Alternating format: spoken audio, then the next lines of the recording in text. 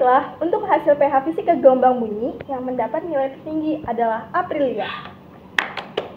Wah, keren banget April, kok kamu bisa sih? Iya nih, gimana ya April? Bisa nggak kamu jelasin lagi? Bisa banget. Nah, untuk lebih jelasnya, yuk kita belajar bareng. Assalamualaikum warahmatullahi wabarakatuh. Tabiun. Hai teman-teman, kali ini aku, Aprilia Andini, mau berbagi materi gelombang bunyi nih. Lengkap dengan karakteristik, ciri, sifat, dan rumusnya loh. Nah, sebelum kita membahas tentang gelombang bunyi, ada baiknya kita membaca doa terlebih dahulu. Berdoa, mulai.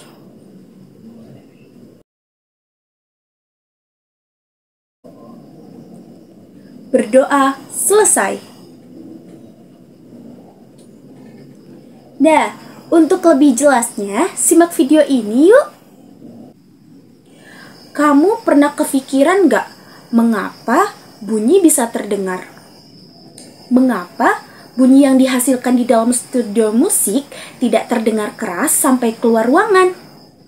Mengapa kalau kita di pesisir pantai harus bersuara lantang agar bisa didengar orang lain? Nah, pertanyaan-pertanyaan ini dapat dijawab dengan konsep gelombang bunyi, teman-teman. Lalu, sebenarnya gelombang bunyi itu apa sih?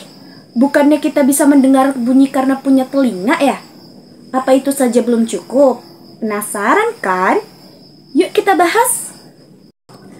Gelombang bunyi merupakan contoh gelombang yang sangat dekat dengan kehidupan sehari-hari.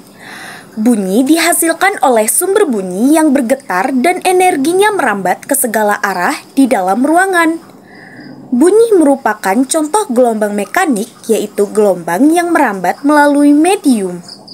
Nah, kamu tahu nggak kalau normalnya kita dapat mendengar bunyi di rentang frekuensi 20 sampai 20.000 Hz. Yap, jadi gelombang bunyi juga ada rentang frekuensinya gitu teman-teman. Frekuensi gelombang bunyi diklasifikasikan menjadi 3, yaitu infrasonik, audiosonik, dan ultrasonik. Yang pertama ada infrasonik. Infrasonik adalah gelombang bunyi dengan frekuensi kurang dari 20 Hz. Bunyi infrasonik tidak dapat didengar manusia. Pada frekuensi ini, bunyi hanya dapat didengar oleh binatang tertentu, misalnya jangkrik. Kemudian yang kedua ada audiosonik. Audiosonik adalah bunyi yang dapat didengar manusia. Frekuensi gelombang bunyi audiosonik berkisar antara 20 Hz sampai dengan 20.000 Hz. Rentang frekuensi ini dinamakan jangkauan pendengaran. Lalu yang ketiga yaitu ultrasonik. Gelombang ultrasonik memiliki frekuensi di atas 20.000 Hz. Bunyi pada frekuensi ini juga tidak dapat didengar manusia. Binatang yang dapat mendengar bunyi ultrasonik antara lain adalah anjing dan kelelawar. Nah, setelah kita membahas tentang klasifikasi gelombang bunyi, ternyata bunyi juga memiliki sifat-sifatnya loh teman-teman. Kira-kira apa saja sih sifat-sifat dasar gelombang bunyi? Nah, sifat-sifat gelombang bunyi sebenarnya sama dengan sifat gelombang. Masih ingat apa saja sifat gelombang? Mari kita bahas. Yang pertama yaitu pemantulan gelombang bunyi atau refleksi. Gelombang bunyi dipantulkan jika mengenai bidang pantul yang keras. Jenis pemantulan bunyi ada 2, yaitu gema dan gaung. Gema adalah pemantulan bunyi yang terjadi setelah bunyi asli. Sementara gaung adalah pemantulan bunyi yang terjadi sebelum bunyi asli habis. Pada gaung akan terjadi tumpang tindih antara bunyi asli dan bunyi pantul, sehingga bunyi menjadi tidak jelas. Nah, sifat yang kedua yaitu pembiasan gelombang bunyi atau refraksi. Gelombang bunyi akan dibiaskan atau dibelokkan ketika melalui dua medium yang berbeda kerapatannya. Perbedaan kerapatan akan berpengaruh pada perbedaan cepat rambat gelombang dalam medium. Pada diagram pembiasan yang telah kita pelajari pada bab 2 menunjukkan bahwa pembiasan ada dua, yaitu mendekati dan menjauhi garis normal. Gelombang dibiaskan mendekati garis normal jika dari medium kurang rapat menuju medium yang lebih rapat. Sementara pembiasan gelombang menjadi garis normal terjadi jika gelombang datang dari medium rapat menuju medium yang kurang rapat. Kemudian sifat yang ketiga yaitu pelenturan gelombang bunyi atau difraksi. Ketika gelombang bunyi merambat ke segala arah akan berbentuk lingkaran-lingkaran yang disebut muka gelombang. Jika muka gelombang membentuk celah sempit, gelombang akan dilenturkan sehingga tetap mampu melewati celah tersebut. Difraksi ini yang menjadi alasan kita masih mampu mendengar percakapan orang di luar yang berbeda ruangan dengan kita, karena adanya gelombang yang menembus celah-celah kecil ruangan. Kemudian sifat yang keempat yaitu pemaduan gelombang bunyi atau interferensi. Prinsip interferensi berawal dari superposisi gelombang. Proses interferensi adalah pemaduan dua atau lebih gelombang yang akan menghasilkan gelombang baru yang sifatnya berpaduan dari gelombang penyusunnya. Interferensi gelombang bunyi dapat dengan mudah diobservasi pada gitar. Bunyi yang dihasilkan setiap senar gitar yang dipetik akan berbeda dengan ketika memetik senar secara bersamaan. Fenomena ini dapat pula diamati dengan membunyikan garpu tala yang memiliki selisih frekuensi tidak terlalu jauh secara bersamaan. Proses interferensi semacam ini akan membentuk layangan bunyi atau beat yang mudah dideteksi oleh telinga normal manusia. Pernahkah kamu mengamati peristiwa petir? Apakah terdapat jeda waktu antara kilatan dan bunyi guntur? Mengapa bunyi guntur tidak datang secara bersamaan dengan kilatan cahaya, padahal sumbernya sama? Nah, bunyi memiliki kecepatan yang berbeda dengan cahaya. Kecepatan cahaya di ruang hampa sebesar 3 kali 10 pangkat 8 meter per sekon. Sedangkan bunyi tidak dapat merambat di ruang hampa. Kecepatan bunyi menyesuaikan mediumnya. Kecepatan bunyi di udara akan berbeda dengan kecepatan bunyi di air. Nah, pada subpokok bahasan kali ini, kita akan mempelajari cepat rambat bunyi di 3 medium yang berbeda. Yang pertama, cepat rambat bunyi dalam zat padat. Cepat rambat gelombang bunyi pada zat padat dipengaruhi oleh modulus elastisitas dan kerapatan medium. Cepat rambat atau laju gelombang dalam zat padat dirumuskan dalam persamaan berikut. V sama dengan akar E per Rho. Dengan keterangan, V adalah laju gelombang bunyi, E adalah modulus elastisitas, dan Rho adalah kerapatan medium. Lalu yang kedua yaitu cepat rambat bunyi dalam zat cair. Cepat rambat bunyi dalam zat cair dipengaruhi oleh modulus bulk dan kerapatan medium yang dirumuskan sebagai berikut.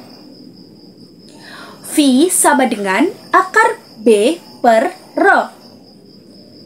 Dengan keterangan, V adalah laju gelombang bunyi, B adalah modulus bulk, dan Rho adalah kerapatan medium. Lalu yang ketiga yaitu cepat rambat bunyi dalam gas. Menurut Laplace, cepat rambat bunyi dalam gas mengikuti proses adiabatik.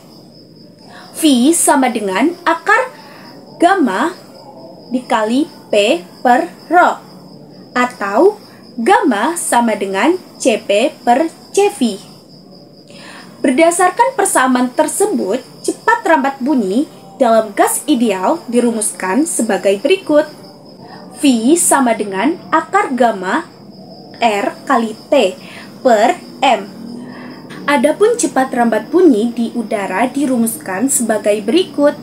V sama dengan 331 meter per sekon akar 1 ditambah suhu udara per 273 derajat Celcius.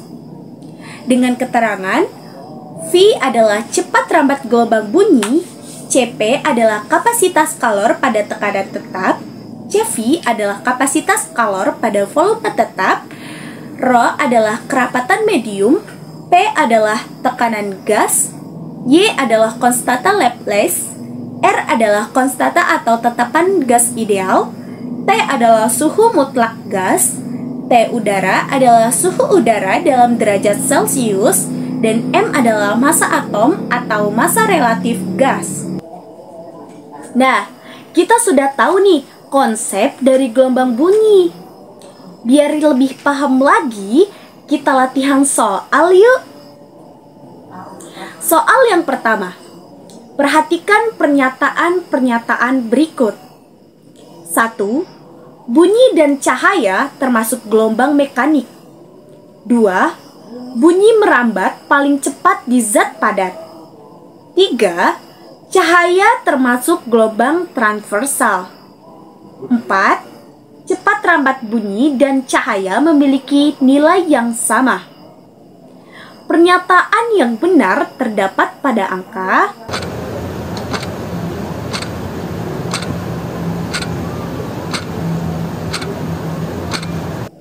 Gimana teman-teman? Udah dapat jawabannya? Yuk kita bahas sama-sama. Bunyi termasuk gelombang mekanik, sedangkan cahaya termasuk gelombang elektromagnetik. Cahaya termasuk gelombang transversal yang memiliki kecepatan 3 kali 10 pangkat 8 meter per sekon. Adapun kecepatan bunyi sebesar 340 meter per sekon di udara. Bunyi memerlukan medium saat merambat. Medium mempengaruhi cepat rambat bunyi. Semakin rapat suatu medium akan lebih merambatkan bunyi. Jadi, pernyataan yang benar ditunjukkan oleh angka 2 dan 3. Jadi, pilihan yang benar adalah C. Kemudian, soal yang kedua. Tabung gelas resonansi yang memiliki luas penampang 10 cm persegi dan tinggi 100 cm diisi air penuh. Saat air dibuang sebanyak 360 cm kubik, terjadi resonansi pertama oleh garpu tala yang digetarkan di dekat tabung. Jika cepat rambat bunyi di udara 320 meter per sekon, frekuensi garpu tala yang dipakai adalah... Bagaimana? Sudah ketemu teman-teman? Oke, kita bahas lagi ya. Diketahui luas penampang adalah 10 cm kuadrat dengan ketinggian 100 cm dan volume 360 cm kubik dan V sama dengan 320 meter per sekon. Nah, yang ditanyakan frekuensinya. Yang pertama, kita harus mencari panjang kolom udara, yaitu L sama dengan 360 per 100 sama dengan 36 cm. Kemudian yang selanjutnya kita mencari panjang gelombang saat resonansi pertama, yaitu gamma sama dengan 4L 2N-1 sama dengan 4 dikali 36 per 2 dikali 1 dikurang 1. 4 dikali 36, 144. Dibagi 2 dikali 1 sama dengan 2 dikurang 1 sama dengan 1. Jadi 144 dibagi 1 sama dengan 144 cm. Kemudian diubah menjadi meter. Jadi 1,44 meter. Kemudian menentukan frekuensi resonansi dapat dihitung sebagai berikut. F sama dengan V per gamma sama dengan 320 per 1,44 sama dengan 222,22 Hz. 3. Nah, gimana sama penjelasan aku tadi? Udah paham belum? Udah nih, ternyata fisika mudah ya. Iya, nah untuk lebih jelasnya kalian bisa tonton video YouTube di Aku Fisika. Udah banyak tuh penjelasan dan contoh soal di dalamnya. Iya, makasih ya Andin atas info dan penjelasannya. Iya, sama-sama. Semangat belajar fisikanya. Oke, Andin.